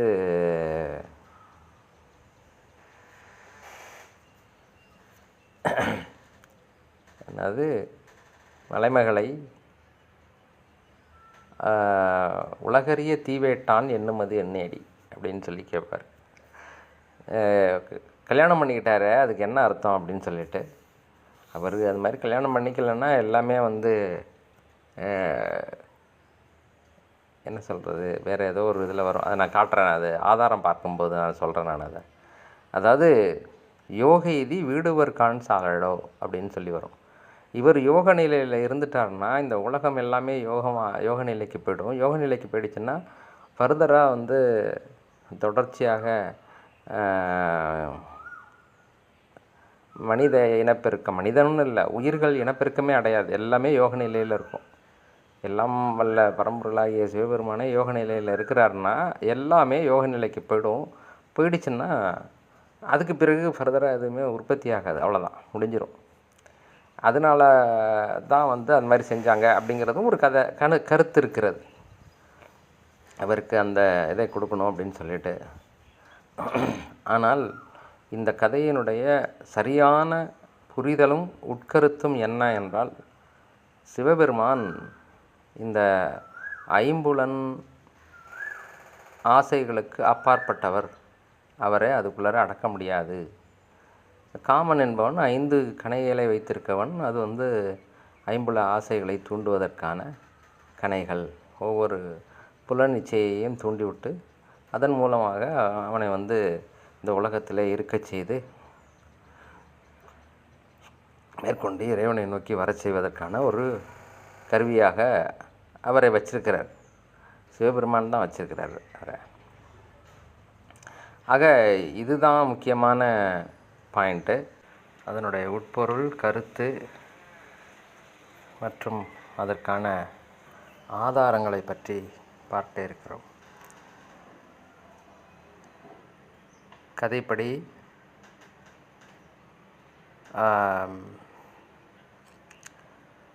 தக்ஷனுடைய மகளாக பிறந்து தாக்ஷாயணி என்ற பெயரோடு விளங்கிய அம்பிகை அவன் சிவபெருமானை மிகவும் கீழ்த்தரமாக பேசவும், இப்படிப்பட்ட உனக்கு மகளாக இருப்பது பாவம், இந்த உடலும் எனக்கு வேண்டாம், இந்த பெயரும் எனக்கு வேண்டாம் என்று சொல்லி அந்த உடலோடு தக்ஷனுடைய வேள்வித்தீயிலே இறங்கி விடுவார் தாக்ஷாயணி. அதை கேள்விப்பட்ட உடனே சுவாமி ரொம்ப கோபமாகி, அது தக்ஷன் வேள்வியில் வருமா, சரி பரவாயில்ல சொல்லிடுறேன் நான். தன்னுடைய கோபம் வந்து ஒரு உருவமாக மாறி அதுதான் வீரபத்திர சுவாமியாக வந்து தக்ஷனுடைய வேள்வியெல்லாம் அளிக்குது. அதற்கு பிறகும் அந்த உடலோடு இருக்க அம்பாள் விரும்பவில்லை. அதனால் அந்த தீயிலேருந்து எடுத்து நீ வா அப்படின்னு சொன்னாலும் அந்த உடல்லேருந்து அந்த அம்மா வரலை. அதனால் அந்த உடலை வந்து சுவாமி வந்து சுக்காக ஆக்கிடுறார். அதனால் என்ன ஆகிடுதுன்னா, அந்த உடலில் உள்ள பாகங்கள் விழுதுகிற இடங்கள்லாம் சக்தி பீடங்களாக ஆனது அப்படின்னு கதை வரும். சரி, இப்போது அம்பாள் வந்தாகணுமே, அவங்களுக்கு ஒரு உடல் வேணுமே. அப்படிங்கும்போது இமயவரம்பன் பர்வதராஜன் அவர் வந்து சிவபெருமானை நோக்கி ரொம்ப அருந்தவம் செய்து அம்பிகையை எனக்கு மகளாக தர வேண்டும். அப்புறம் அந்த அம்மா அங்கே போய் ஒரு சங்கு வடிவில் இருந்து ஒரு குழந்தையாக வந்து அந்த குழந்தையை எடுத்து அந்த மோனையும் இமயவரம்பன் அவங்க 2 பேரும் வளர்த்து வருகிறார்கள். இந்த காலகட்டத்தில் தான் வந்து சூரபத்மனுடைய அட்டகாசம் ஜாஸ்தியாகி அவன் எல்லாரையும் பிடிச்சி சிறையில் அடைச்சிடுறான். இப்போது சூரபத்மனை கொல்வதற்கு என்ன செய்ய வேண்டும் அப்படிங்கும்போது அங்கே உம்மை போலவே ஒரு குழந்தையை தர வேண்டும் அப்படின்னு சொல்லி அவங்க மூலமாக அவர் அந்த அந்த குழந்தை மூலமாக அந்த சூரபத்மனை அழிக்க வேண்டும் அப்படின்னு சொல்லி கேட்கணும். இந்த சமயத்தில் என்ன ஆகுதுன்னா, அந்த தக்ஷன் வேள்வியை அழித்ததுக்கு பிறகு அவர் சாந்தி அடைய வேண்டும் என்பதற்காக சுவாமி மௌன நிலையில் இருக்கிறார், யோக நிலையில் உட்காந்துக்கிறார். இங்கே அம்பாள் பார்வதியாக பிறந்து இமயமலையில் அந்த அம்மாவும் தவம் செய்து கொண்டு இருக்கிறாங்க. 2 பேரும் ஆளுக்கு ஒரு பக்கம் தவம் பண்ணிகிட்டு இருக்கிறாங்க. அக்கிரமங்கள்லாம் பெருகி போய் கிடக்கு. அதனால் அவருடைய தவத்தை கலைக்கணும் அப்படிங்கிறதுக்காக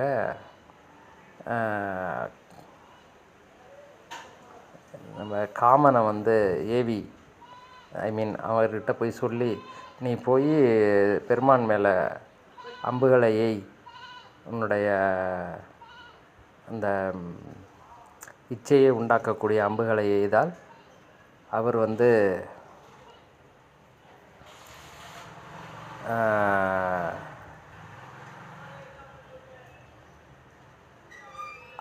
அம்பாளை மணந்து குழந்தையை தருவார் அப்படின்ற மாதிரி கேட்குறாங்க. அவன் முதல்ல ஐயோ இது மாதிரிலாம் செய்ய முடியாதுன்னு சொல்கிறான். இது ஏற்கனவே நம்ம கதையில் பார்த்துட்டோம். இருந்தாலும் அதில் நிறையா விஷயங்கள் விடுபட்டு போனதுனால அதை இன்னொரு கொஞ்சம் சுருக்கமாக தர வேண்டும் என்பதற்காக அதை நான் தருகிறேன். ஓகே, இப்போ என்ன ஆச்சுன்னா, இந்த கதைப்படி அவர் நால்வர்கள் கேட்குறாங்க, சுவாமி நாங்கள் வேதத்தை படித்தோம், எங்களுக்கு அதுக்கு பொருள் தெரியல, அதுக்கு பொருள் சொல்ல வேண்டும். சரி வாங்க நான் சொல்கிறேன் அப்படின்னு சொல்லிவிட்டு நந்தியம்பெருமான்கிட்ட ஒரே ஒரு கண்டிஷன் சொல்கிறார். என்னென்னா, ஐங்கனை வேல் ஒருவனை தவிர வேறு யாரும் வந்தாலும் உள்ளர அனுமதிக்க வேண்டாம், நான் முக்கியமான பாடம் சொல்லி கொடுத்துட்ருக்கேன் அப்படின்னு சொல்லிட்டு போயிட்டார். சரி ரைட்டு, வருவாருன்றது தெரியும், காமன் வருவா அப்படின்னு தெரியும் அவருக்கு. அதனால் அது மாதிரி சொல்லிட்டு போகிறாரு. அது கந்தபுராணத்துலேயே இருக்குது இந்த வார்த்தை, சிவபெருமான் மாதிரி சொன்னார் அப்படின்னு சொல்லிட்டு. போய் அங்கே மௌன நிலையில் உட்காந்து சின்முத்திரையை காட்டி அவர்களுக்கு ஞானத்தை உபதேசம் செய்து கொண்டிருக்கிறார். அந்த சமயத்தில் காமனுக்கு பர்மிஷன் கிடச்சிருது. என்ன, இவர் தான் சொல்லிட்டு போயிட்டார, நீ மன்மதன் வந்தால் மட்டும் அனுப்பிவிடு, மற்ற யாருக்கும் உள்ள அனுமதிக்க வேண்டாம் அப்படின்னு சொல்லிட்டு வந்தான். மன்மதன் வந்தான், அம்பை போட்டான், பானத்தை போட்டான். அப்படி பயந்துக்கிட்டே தான் போடுறான், ஒன்றும் இதெல்லாம் போடலை. எப்படியாவது நம்ம பண்ணி அவரை மயக்கப்படலான்ட்டு. அவரை மயக்க முடியாது தெரியும், இவனுங்க போட்டு தொந்தரவு பண்ணுறானுங்கன்னு தான் போய் போடுறான். போட்ட உடனே என்ன ஆகிடுது அப்படின்னா,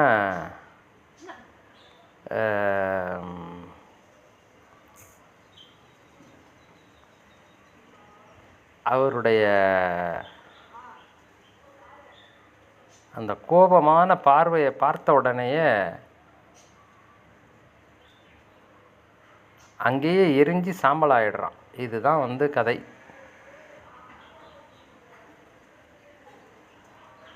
அதில் இப்போ இதுக்கான கருத்து என்ன, அதற்கான ஆதாரங்கள் என்ன அப்படிங்கிறத பற்றி பார்க்க போகிறோம்.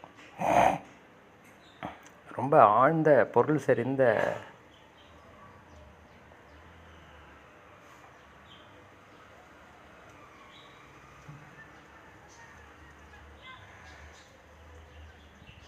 கதை அது. காமதகனம் என்பது ஆழ்ந்த பொருள் செறிந்த கதை. நெற்றிக்கண் திறந்தது, காமன் எரிந்து போனான். அதுதான் நம்ம எடுத்துக்க வேண்டிய முக்கியமான பாயிண்ட்.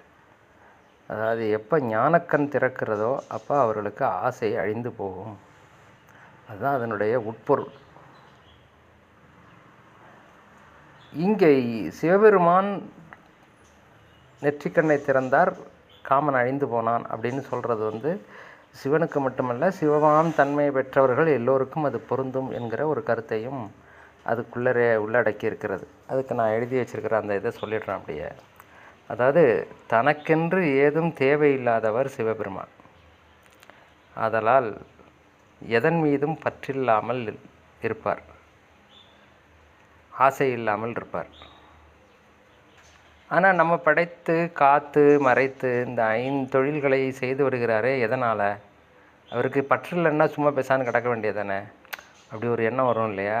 அது இந்த கேவல நிலையிலே கிடந்து தவித்து கொண்டிருந்த ஆன்மாக்களாகிய நம்மை உய்விக்க வேண்டும் என்கிற பரங்கருணையினாலே செய்கின்ற செயல். அதை நம்ம உணர்ந்து கொள்ள வேண்டும். அப்படிப்பட்ட சிவபெருமானை, அதாவது அவருக்குன்னு எதுவும் தேவையில்லை, அந்த ஞான நிலையிலே இருக்கிறாரு. அதனால் அவர்கிட்ட ஆசை என்பது வராது. இதில் நல்லா அழகாக சொல்லியிருப்பாங்க. இருளுக்கு முன்னாடி, இது வெளிச்சத்துக்கு முன்னாடி இருளால் நிற்க முடியாது. இந்த ஆசை என்கிற இருள் ஞானம் என்கிற சிவத்தை சூழ முடியாது, அதை மறைக்க முடியாது. அந்த வெளிச்சம் வந்துச்சுன்னா இருள் ஓடிடும் அப்படின்னு சொல்லுவாங்க. அது மாதிரி அப்படிப்பட்ட சிவபெருமானை நினைந்து நினைந்து அவன் அருளால் ஞானம் கிடைக்க பெற்றவர்கள், அதாவது 3வது கண் திறக்கப்பட்டவர்கள், அவர்களுக்கு முன்னாடி காமன் நிற்க முடியாது, எரிந்து போவான், அவன் செயல் பலிக்காது அப்படிங்கிறது தான் இதனுடைய உட்பொருள். இதில் இந்த காமதகனத்தை பற்றி நம்முடைய இதில் நிறைய இருக்குது. ஒரு இதுக்கு உதாரணத்துக்கு காட்டுகிறேன். திருமுறைகளிலே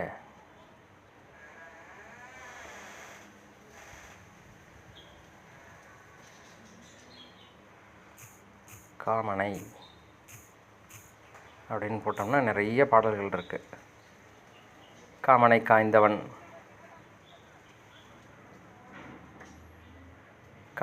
காமனை பொடிபட நோக்கி, காமனை காய்ந்தவனே, காமனை வீடு வித்தான். அது மாதிரி ரொம்ப சிம்பிளாக நிறையா இருக்குது. கொஞ்சம் நல்ல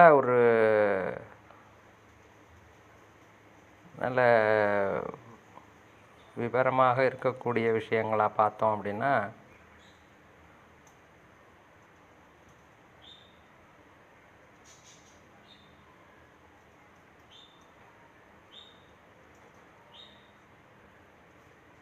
இப்போ நம்ம சொன்னோம் இல்லையா, அந்த இடத்துல யாவையும் சத்தெதிர் சூன்யம் ஆதலால் சத்தே அறியாது அப்படின்னு சிவஞான போதம் 7ஆம் சூத்திரத்தில் சொல்லப்படுகிறது. அதாவது சிவபெருமானுக்கு முன்னாடி வேறு எதுவும் நிற்க முடியாது. அந்த என்ன சொல்கிறது, ஆசைகள் என்கிற ஒன்று வராது. அவருக்கு ஆசை வராது. அவருக்கு எதுக்கு ஆசை வருது? எல்லாமே அவருடையது. ஆசைங்கிறதே எப்போ வருது? என்னுடையதாக இல்லாத போது தான் ஆசையே வருது. நல்ல ஆமாம், அவர் ரைட்டு அப்படிங்கிறாரு. அதாவது நல்லா யோசித்து ரசிக்கக்கூடிய அல்லது உணர்ந்து கொண்டு அதை அனுபவிக்க வேண்டிய ஒரு அற்புதமான ஒரு வார்த்தை. ஆசை என்பதே எப்பொழுது வருகிறது என்றால், நம்முடையது என்றால் ஆசை வராது. நம்முடையது இல்லைங்கிற போது அது மேலே நமக்கு ஆசை வராது. இது நம்முடையதுன்னு தெரிஞ்சிருச்சுன்னா ஆசை வராது. எனக்கு என்னுடைய இது மேலே ரொம்ப ஆசை அப்படின்னு சொன்னோம்னா, அது இன்னும் நம்மளுடையது அப்படிங்கிற அந்த ஒரு உணர்வு எனக்கு வரலைன்னு அர்த்தம். அதுக்கு ஏதாவது செய்யணும், பண்ணணும், அப்போ தான் நான் அது என்னுடையதுன்னு உரிமை கொண்டாடிக்க முடியும்னு இன்னும் நான் அது நான் வேறையாக நினைக்கிறேன்னு தான் அர்த்தம். அதனால தான் எப்போ சிவபெருமான் நம்முடையவர்னு தெரிஞ்சுக்கிட்டாங்களா முடிஞ்சு போச்சு. அவங்களுக்கு சிவபெருமான் மேலேயும் ஆசை இருக்காது. இவர் சொல்வார், ஆசை அருமீன்கள், ஆசை அருமீன்கள், ஈசனுடைய ஆயினும் ஆசை அருமீன்கள்னு சொல்லிட்டு. ரொம்ப அற்புதமான இடம். தன்னுடையது எல்லாம் தனக்குள்ளரே அடக்கம், எல்லாமே நமக்குள்ளார தான் அப்படின்ற நிலையில் பெருமான் இருக்கிறாரு. அவர் தான் செய்கிறாரு எல்லாத்தையுமே. அது மேலே யாருக்காவது ஆசை வருமா? ரொம்ப சிம்பிளான ஒரு உதாரணம் சொல்கிறேனே. ஒரு வீட்டில் நல்ல தடபுடலாக 16 வகை கறியோட சாப்பாடு எல்லாம் நடக்குது. சமைச்சவர்கிட்ட போய், வாங்க சாப்பிடுங்க, ரொம்ப அருமையாக இருந்தது, வாங்க சாப்பிடுங்க. சாப்பிட்டீங்களா? நீங்களாம் சாப்பிட்டீங்களா? போகிறோம், எனக்கு சந்தோஷம். அவர் ஏதாவது ஒரு என்னது ரசத்தை ஊற்றிக்கிட்டு ஒரு இதை பண்ணிட்டு ஒரு ஊறுகாய் தொட்டுட்டு சாப்பிட்டுவார்.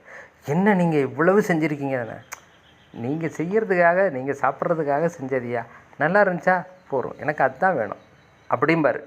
நல்லா அந்த சமைக்கிறவங்களுக்கு வந்து சாப்பிட்றதுல ஆசை இருக்காது, தான் நம்மளோட இது அப்படின்ற அந்த ஒரு உணர்வு இருந்துச்சுன்னா அது மேலே ஆசை வராது.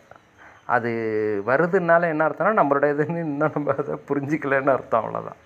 இது எனக்கு தெரிஞ்ச ஒரு டக்குன்னு இந்த நேரத்தில் தோன்றிய ஒரு விஷயம்.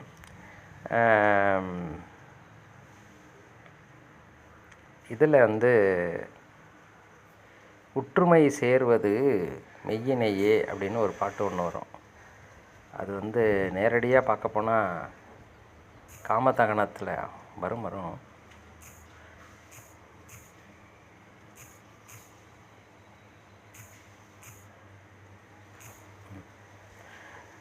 உற்றுமை சேர்வது மெய்யினையே, உணர்வது நின்னருள் மெய்யினையே, கற்றவர் காய்வது காமனையே, கனல் விழி காய்வதும் காமனையே. இந்த இடத்துல ரொம்ப அழகாக சொல்லியிருப்பார். அதாவது அம்பிகையோடு சேர்ந்திருக்கக்கூடிய பெருமானை உணர்ந்து அவருடைய அருள் உண்மையை உணர்ந்து கொண்டால் என்ன ஆகிடும் அப்படின்னா, அவங்க கற்றவர்களாக ஆகிவிடுவார்கள். அப்படி ஆகிட்டாங்கன்னா அவர்கள் காமனை காயக்கூடியவர்களாக ஆகிவிடுவார்கள். ரொம்ப அருமையான ஒரு பாயிண்ட். இப்போ நான் சொன்னேன் இல்லையா, சிவபெருமானை நினைந்து அவர் அருளால் ஞானம் கிடைக்க பெற்றவர்கள், அதாவது 3வது கண் திறக்கப்பட்டவர்கள் முன் காமனால் நிற்க முடியாது. இதுக்கு இன்னொரு இதுவும் எனக்கு கிடைச்சது. எண்ணுகேன் என் சொல்லி எண்ணுகேனோ அந்த பாடலில் 6ஆம் திருமுறை 99வது பாடல்.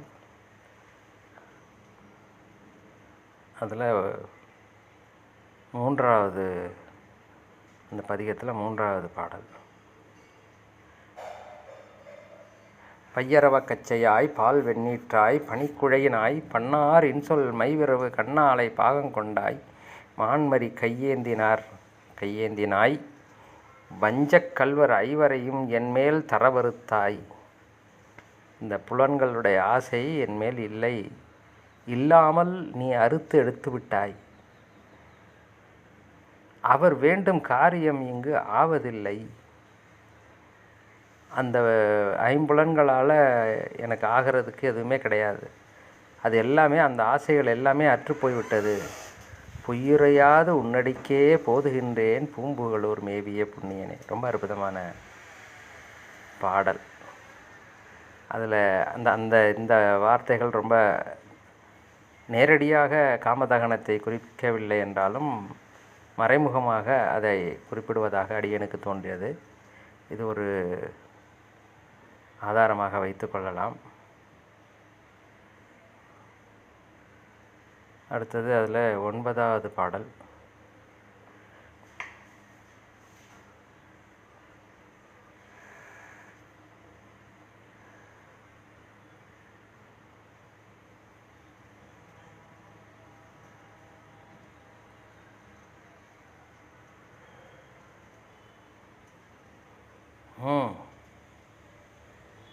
இருவரையும் மூவரையும் என்மேல் ஏவி இல்லாத தரவறுத்தாய்க்கு இல்லேன்.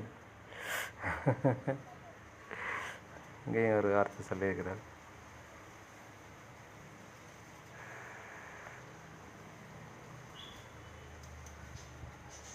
ஒன்பதாவது பாடல்னு எழுதியிருக்கேன்.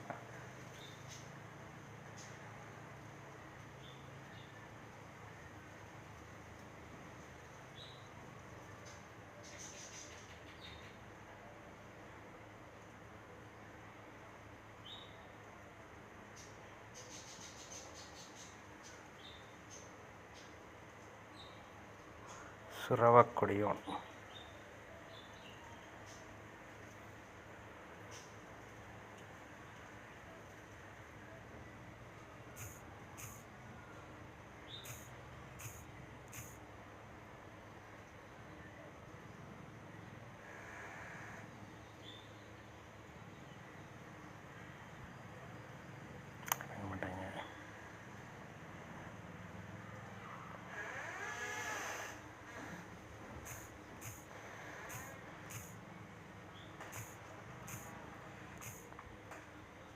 இல்லை அப்படின்ட்டுச்சு.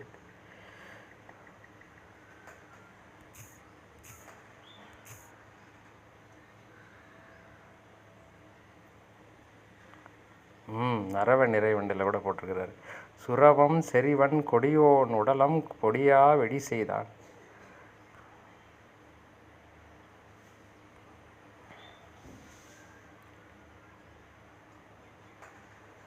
நரவ நிறைவண்டு அரைதார் கொன்றை நயந்து நயனத்தால் சுரவன் செறிவன் கொடியோன் உடலம் பொடியா வெடி செய்தான். காமனுடைய கொடி சுறா கொடி. சுறாமீனை கொடியிலே வைத்திருக்கக்கூடியவன் காமன். அதனால தான் இதில் சொல்லும்போது கூட காமச்சுரவு எரிய திருத்தோல் நோக்கத்திலையா, திருத்தோல் நோக்கத்தில் என்ன இருக்குது?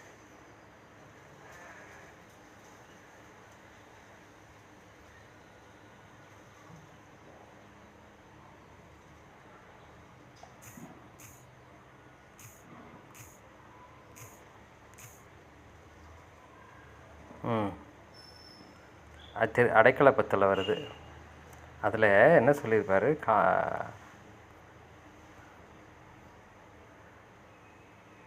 இழிகின்ற அன்பர்கள் ஏறினர் வான் யான் இடர்கடல் வாய் சுடி சென்று மாதர் திரைவர காமச்சுரவெறிய அழிகின்றனன் உடையாய் அடியேன் உன் அடைக்கலமே.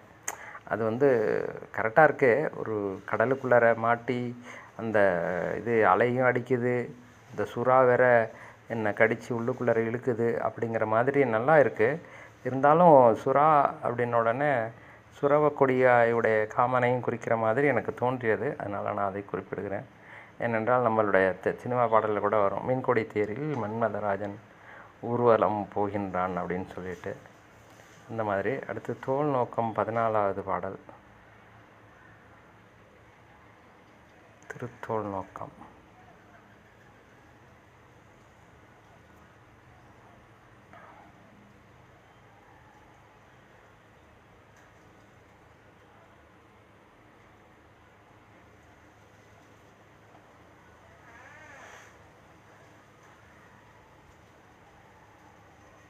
தோல் நோக்கம் தானே.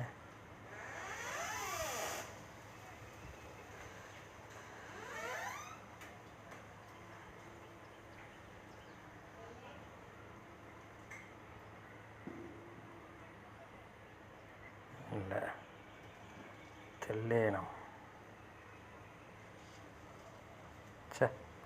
தோல் நோக்கம்னு தெல்லேனத்தை பார்த்துட்ருக்கேன்.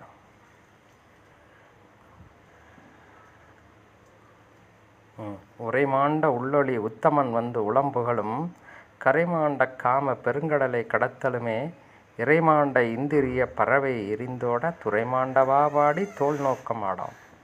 இப்போ நம்ம சொன்னோம் இல்லையா, காமதகனம் என்பது எதை குறிக்கிறது என்றால், எந்தவித விருப்பு வெறுப்புக்கும் அப்பாற்பட்டவர் சிவபெருமான்.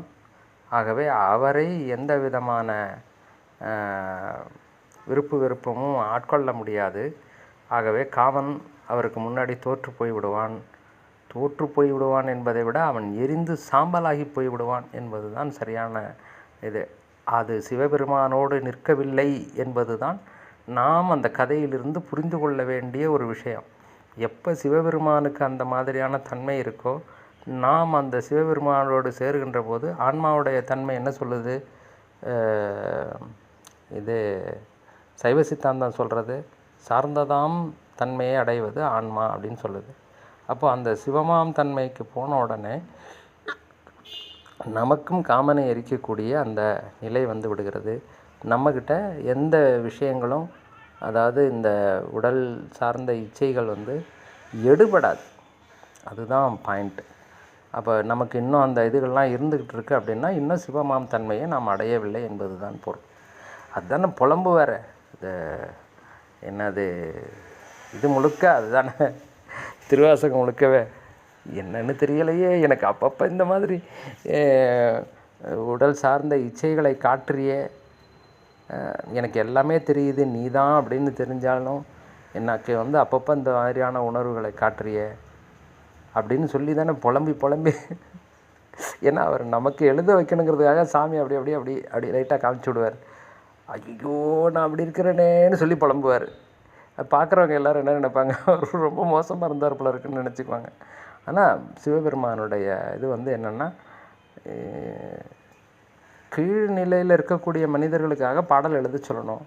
அதனால் அப்படி அப்படி ஒரு இதை காமிச்சு, அந்த நிலையில் இருக்கிறேன்னு சொல்லி கத்தி எழுதியா அப்படின்னு சொல்லி எழுதி வாங்கிக்கிட்டார். அந்த மாதிரி செய்தது அது அப்படியே நமக்கு பொருந்துகிற மாதிரி ஆகிடும். நமக்குன்னா நீங்கள் வேறு யாரும் எடுத்துக்க வேண்டாம், கீழ்நிலையில் இருக்கிறவங்களுக்குன்றது கணக்கு. ஆக காமதகனம் என்பதனுடைய கதை உட்பொருள் இதுதான் என்று கூறி இத்துடன் இந்த பாடத்தை நிறைவு செய்கிறேன். இதற்கு மேல் வேறு ஏதாவது விளக்கங்கள் அல்லது கேள்விகள் சந்தேகங்கள் இருந்தால் நேரடியாக வகுப்பில் வந்து கேட்கவும், அல்லது என்னுடைய வாட்ஸ்அப் எண்ணுக்கு உங்களுடைய கேள்விகள் சந்தேகங்களை அனுப்பி வைக்கவும். என்னால் முடிந்த அளவுக்கு பதில் தர முயற்சி செய்கிறேன்.